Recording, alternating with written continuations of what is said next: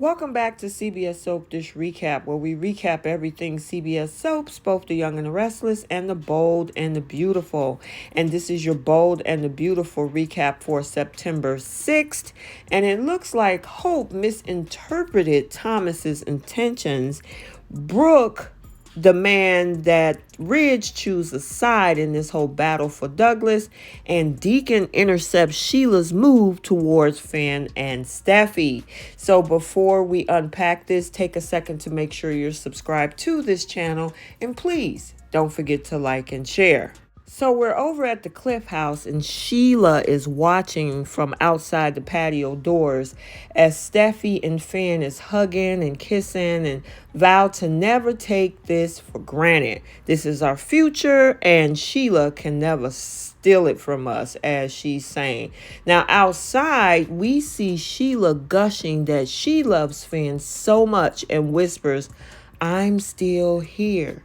So let's swing over to Brooke's place. Ridge comes in, and Brooke learns Taylor was with Ridge at the Forrester Mansion while Douglas was over there having fun. Now the conversation turns to the custody situation, and Ridge implores that his son is a good guy with a huge heart. Now he wishes Brooke could embrace it, that way, the same way her daughter has already embraced it. Now, Ridge knows her daughter would prefer Douglas to live with her. Brooke says, yeah, because it's his home. Now, Ridge tells her that, Hope has did a great job with the boy, but Thomas has changed. And, I'm going to need you to accept that Thomas has made this change the way Hope has accepted. We're talking about my son, Brooke. So we're down at the cabin, and Thomas is reminding Hope that he texted her about taking Douglas shopping for school supplies, and he wanted to see her and ask if she's alone. She is. Now, Thomas thought, this is a time for us to talk about us, specifically their role as parents to Douglas. And Hope nervously laughs like, oh yeah, all right, yeah. And so Thomas is wondering like, what did you actually think I was talking about? And yeah, we wonder what she thought as well. So back over at the Cliff House, Finn is sitting on the couch with his earbuds in. Sheila decides that she want to reach for the patio door to slide it open.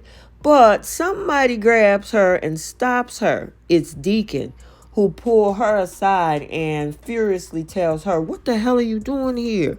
When he found that she wasn't at the apartment, and it didn't take a brain surgeon to find out where she went. He's fuming about her fantasy of seeing Finn and reminds her that she can't. He thinks she's dead. Sheila goes on and leaves as Steffy calls out Deacon. She opens that patio door and reminds him it's customary to come through the front door. What are you doing here? And Deacon is like, Okay, so now we're back at Brooke's place. Now, Ridge is telling her that Thomas and Hope is going to work this thing out on their own and do what's best for Douglas. Brooke is sorry, and she wishes that she could trust Thomas as he does. Now, Ridge explains that they are doing everything they can to set Thomas up for success.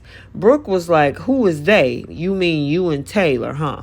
Now, Ridge means, no, the family. He and Taylor are only also doing their job as parents. If, he had done this earlier, he felt that maybe Thomas wouldn't have made the mistakes to begin with. And he wants to see Thomas do right by his son and wants to see that happen. Now, Brooke understands Ridge wanting his son to succeed, but moving the boy in with him, she said, was detrimental. I don't think it would be as bad as it was the last time, which is what Ridge told her. She's like, what do you mean? Why do you start like that?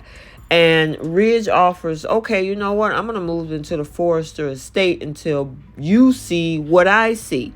And of course, Brooke didn't like that. Oh, so you're going to move over there away from me? You're going to leave our home? So now we're back down at the cabin. Now, Thomas knows that Hope is worried about Douglas and where he's going to live, especially living over there with him. Now, Hope explains that this is going to be a big change, and she goes about the details of what he already been through. She said he needs stability and consistency, and Thomas acknowledges that she gave him all of that, and he would like to continue to do so also. And he doesn't want to upset Douglas or her. Thomas would like to be Douglas's dad, and he wants to wake up, make him breakfast in the morning, and see him off to school. Thomas said he's going to set boundaries for him and make sure he's safe.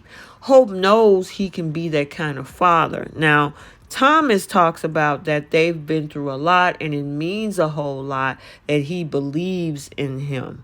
And he doesn't want to jeopardize that.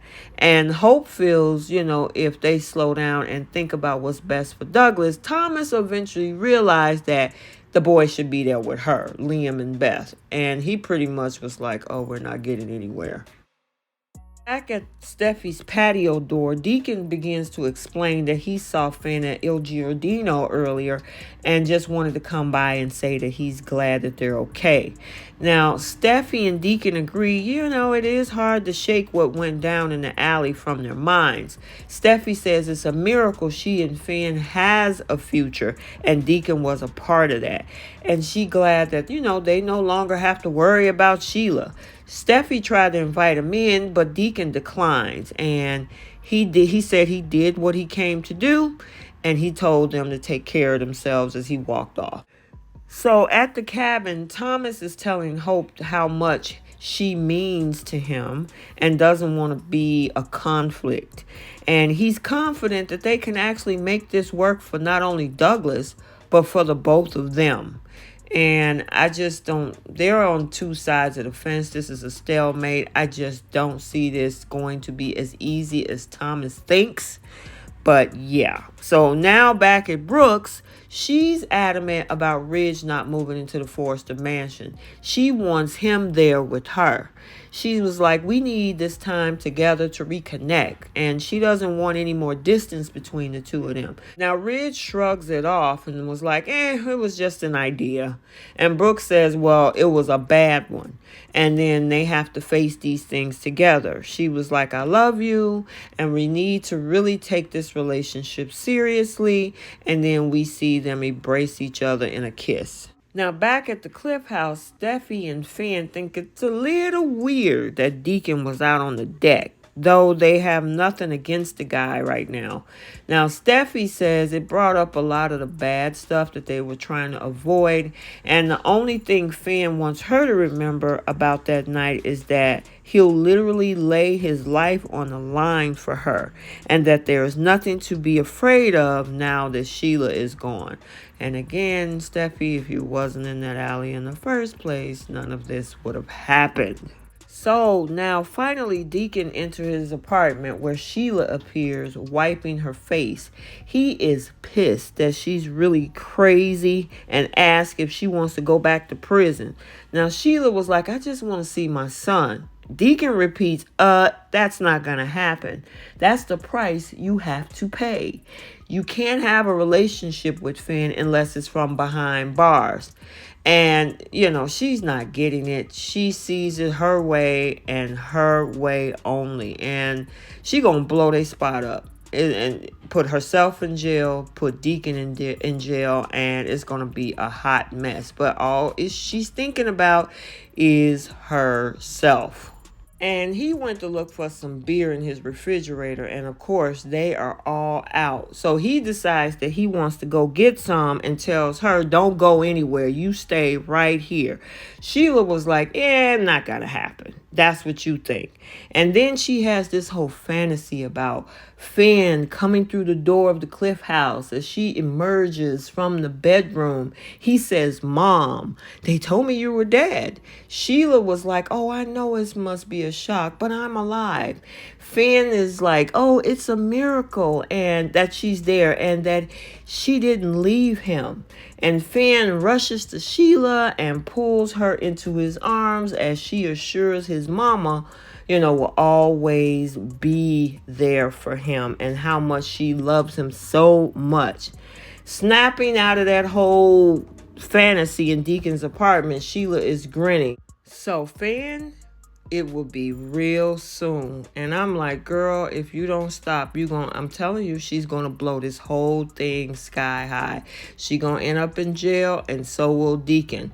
And the relationship that Hope has with Deacon is going to also blow up as well. So there you have it, your bold and a beautiful recap for Tuesday, September 6, 2022. If you haven't checked out the Young and the Restless recap for today, it's already uploaded to this channel.